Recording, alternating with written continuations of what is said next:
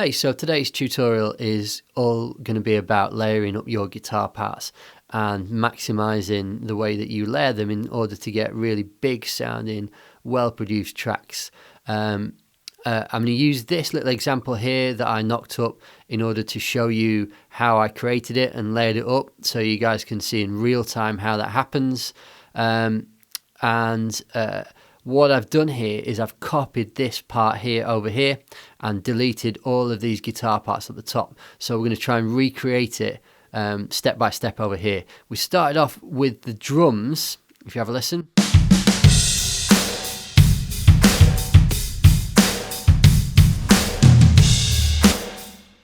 And I've used primarily the Logic drummer and some extra layers on top. And if you want to know how to use the Logic drummer plugin in order to get some real live sounding drums on your tracks and get them sounding huge, I suggest you watch a video that I did on the Logic drummer, and there's a tutorial for it, and I'll put the link below so you can follow that and work your way through it. But what we're going to look at today is what the first thing you do when you're in a band or you start recording your own tracks is you lay down your guitar parts. And something that a lot of new producers fall into as a trap is that you just do one part for your guitar. So you might just do one rhythm part or one lead line, or if you've got a riff, you might just do it on one guitar. And all of the tracks that you listen to by your favourite bands nearly always have more than one guitar part, and they layer up different sections, and it just makes those parts sound bigger. And if you listen to your tracks and thinking, why do my tracks not sound as good as other people's and other bands that I love, this is probably the reason. So you probably want to watch this and use some of these tips and tricks in your production yourself. In order to make this nice and easy to record the video, I've not mic'd up my guitar. I've actually put it through Guitar Rig, which is a amp modeler from Native Instruments. It's pretty good. There's lots of amp modelers out there. There's some that even come built into Logic. They're okay. You can get some decent sounds if you play around. And like many amp modelers, they don't overtly say what pieces of equipment they're copying, but obviously you can see from here this is supposed to be a Marshall amp. And then the plugin is called Ram Ones, which obviously they're trying to go for that Ramones kind of sound. I quite like Native Instruments. They're kind of quite cryptic as to what tracks Pete won't explain, like a Who thing, Edged With You for like a U2 kind of thing. Quite funny. Anyway, so I've loaded this up already.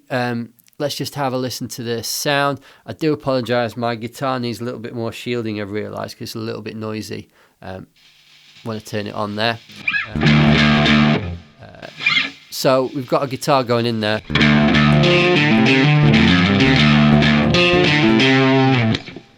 And it sounds pretty cool.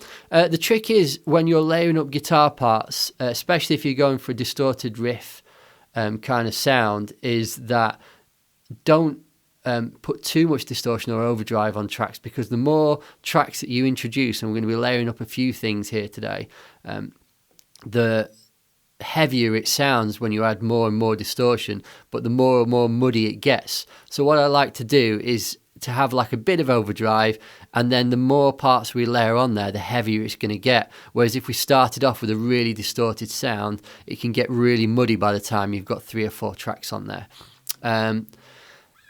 So we're going to start off, we're going to record our little riff. Because we need to start somewhere. So we're going to start, I've kind of set it up here. I've put some, a bit of like processing on here already. And because I've been mixing it earlier, it's also going through to my reverb unit. But let's just record that riff in there.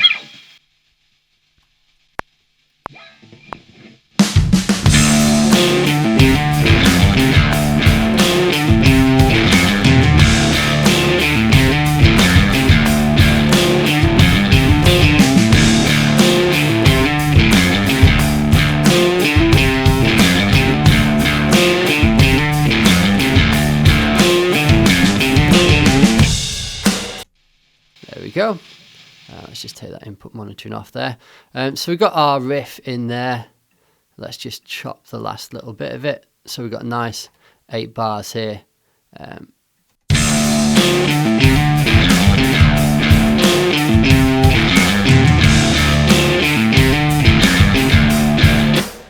Sounds good.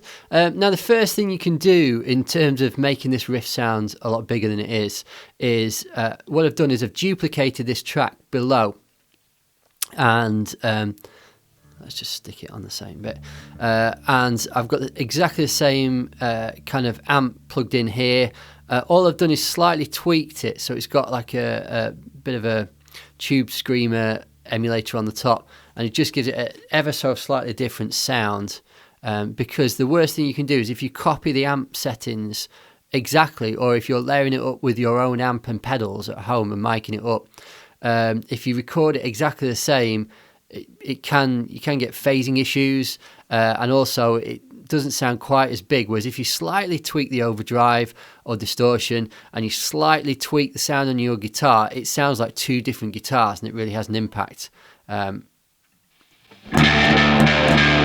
So we're going to record exactly the same riff on top of this, and what I could do is I could just copy it from here, and that would kind of double it up a little bit, apart from the fact it would just sound like one guitar going through two different amps. The trick to double tracking, and this works with everything that you're going to double track, so guitars or vocals or whatever, is the tiny little differences in the way you play and the timing is what gives it that huge double tracked beefiness to your tracks. So if I want this to sound as big as possible, it's a good idea to duplicate this by playing it again. Let's try that.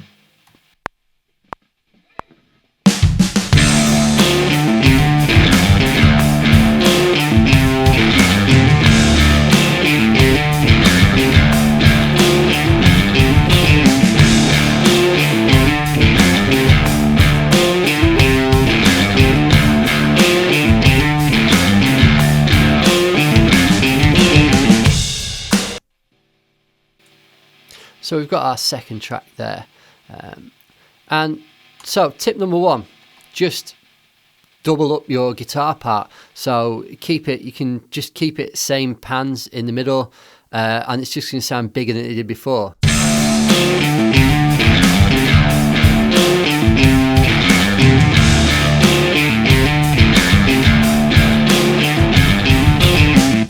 Another interesting technique you can use is you can start to use panning on your guitars as well.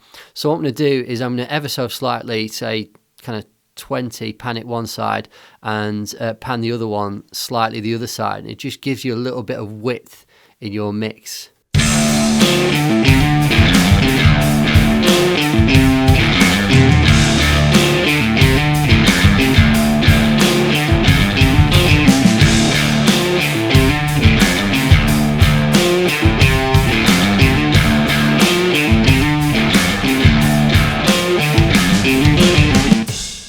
Do you know what? I'm going to slightly cheat here as well, because this is a sneaky little tip you can do. I actually think the first part of that, some of the timing is slightly out in the first guitar. So I'm going to chop that in half, and because it's the same riff played twice, I'm actually going to cheat and just copy that second half to the first half. So that's tip number one. So you can record it exactly the same, slightly tweak the settings and pan it a little bit. What we're also going to do is we're going to go a little bit overboard here, and on here you can see what's coming up. So we've got the riff here in the center, or ever so slightly off center. What we're going to do here is we're going to record it fully left, and then below we're going to record one fully right. And again, we could copy these parts down here, but they're really not going to sound as big. They're going to just they're going to sound like one guitar going through multiple cabinets, whereas actually if we want it to sound huge, we want to add extra takes on top of here. So let's just do an extra take for that left side.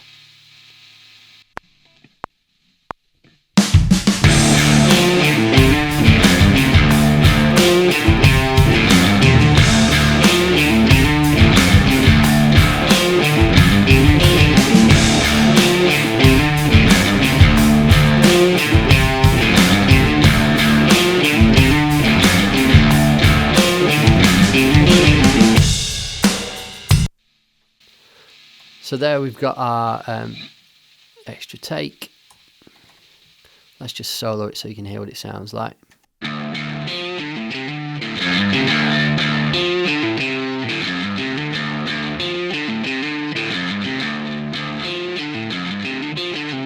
actually going to cheat here. Actually, I'm going to show you, like, if you're in post-production, so you say you've been in the studio and you've recorded all your guitar parts, and you're mixing your track, and there's no way of adding extra guitar parts. Here is a cheeky way of doubling up something that is repeated. So this riff, don't forget, this first half here,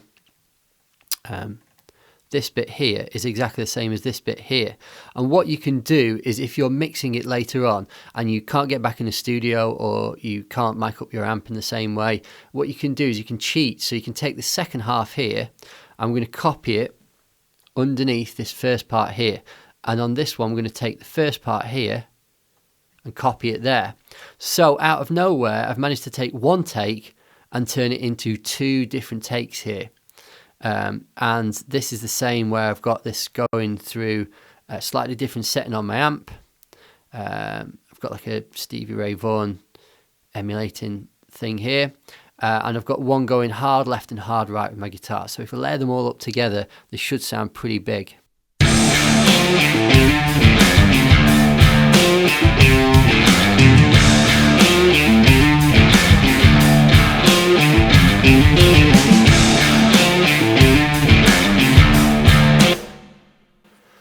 So already that's sounding pretty cool for, 5 minutes work, layering up our guitars. Now, another little tip to get your guitar part sounding really big is without wanting to, because the idea is the more guitar parts you layer up on here, the more dense and complicated this is going to sound. So if you start adding lead lines or solos, it's going to get very complicated very quickly.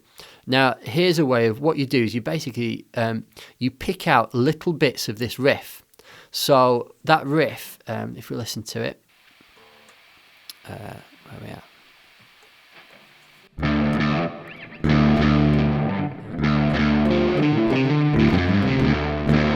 So what I want to do in this next part is to try and bring out some of those rhythms. So what I'm going to do is bring out that bottom note, that...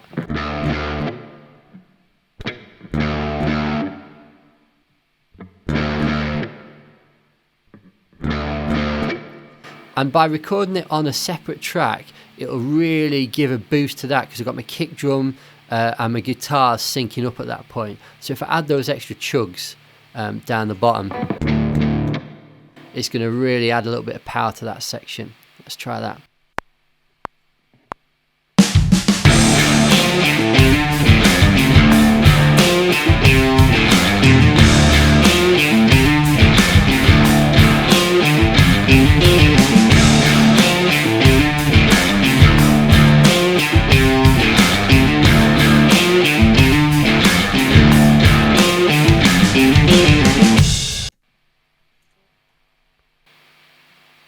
So we've got our chugs recorded in there. Let's just have a listen.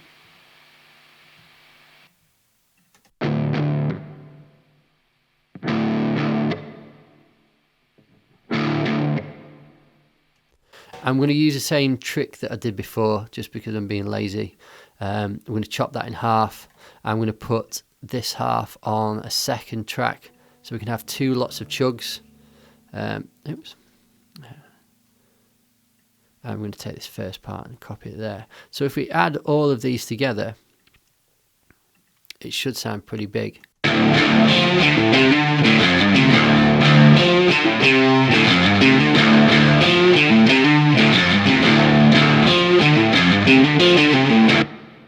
So that's that. Next, we're going to be looking at a little bit of bass on here. So I'm just going to quickly chop my guitars, or the slightly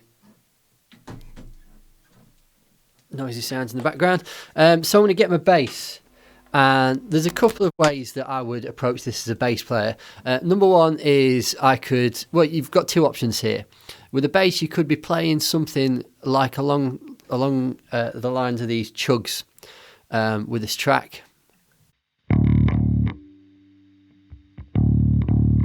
Or you could even just play the riff like the guitars.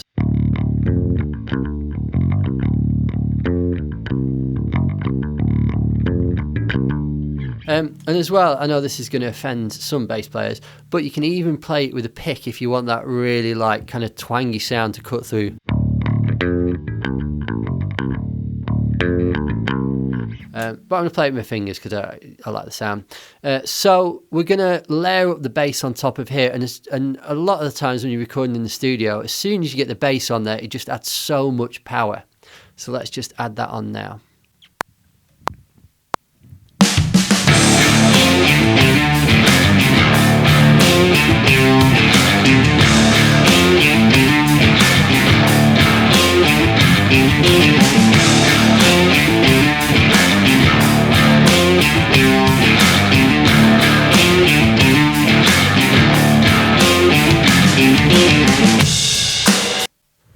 So we've got our bass on there, which sounds fantastic. And lastly, the last little tip that I was going to give you guys is you'll notice underneath, and this might be surprising recording the rock track. Sorry, just put my bass down. Is there's 2 tracks labelled acoustic, and what I've done earlier, because it's a bit of a faff to do it while I'm recording this video, is I recorded an acoustic playing the riff. Let's just have a listen to it.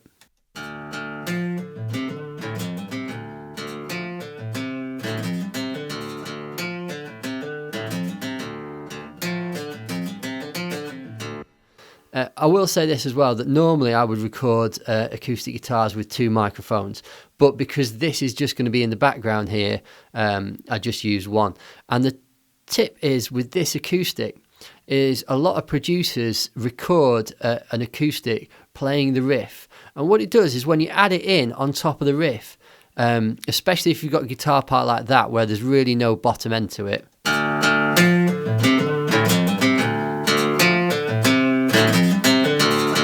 you can just hear those twangs up at the top, and if you layer that up on top of your main riff, it just gives it a little bit bite and clarity to it. Let's just have a listen.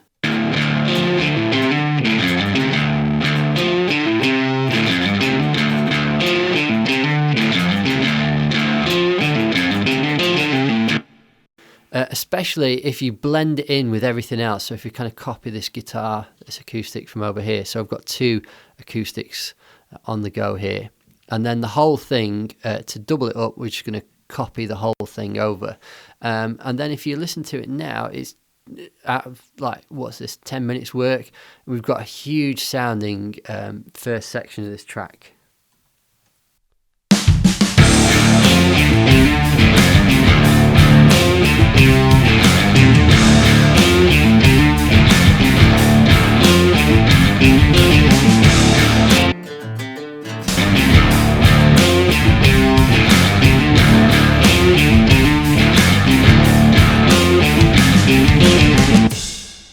Now, the last tip that I was going to give you before the end of this video, and this is really about arrangement and drums, is that I've doubled it up here, but the drums are not exactly the same.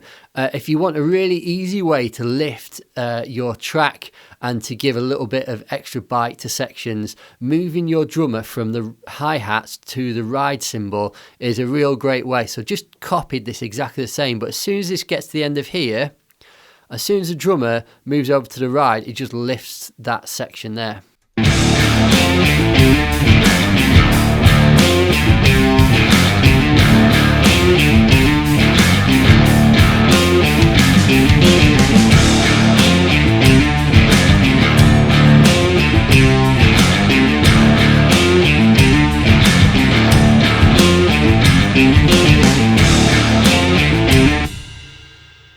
And that's it basically. So if you're struggling with getting huge sounding guitars in your tracks, I really suggest you do some of these here. Experiment. I've mentioned it a lot in my videos, but you need to trust your ears and you need to do a bit of trial and error to get this right. So layering this guitar part up once might sound great. Doing it 3 times might sound fantastic. I've done it 4 times. You don't have to do the chugs, but you can add extra bits in there. Like I said, the bass line could follow the main riff, or it could follow this little chugging part here. But this is the extra secret sauce on here, which is the acoustic doubling it up. And it's a real great way of getting huge sounding guitars and that real crisp clarity on the top there. There's new tutorials out each week on this channel, so if you like what you've been seeing, please subscribe. And there's loads of different tutorials, such as the one on Logic Drummer. There's ones on writing chord progressions, how to master your tracks in 15 minutes. So have an explore around. And if you've got any comments to leave, just leave them under the bottom. Any tips and tricks that you've come across. Or if you want to complain about the noise on my pickups, then that's fine too. Thanks. Bye.